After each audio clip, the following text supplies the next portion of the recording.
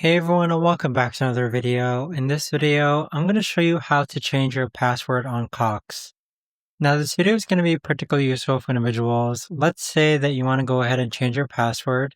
Maybe it's been outdated, maybe it's been compromised. How do you actually go ahead about doing so? Now this video is going to be short, sweet, and simple, guys. There's not going to be a lot of steps involved. Now in order to do this, what you're first going to do is log on to Cox, then click on Edit Profile Settings, then click on Personal. On this page here, click on User ID and Password. And then on this page here, this is where you're going to enter your current password, then enter your new password, and then confirm your new password, and then click on Save Changes. But that right there, guys, is the best and easiest way that I know of to actually go ahead and change your password on Cox.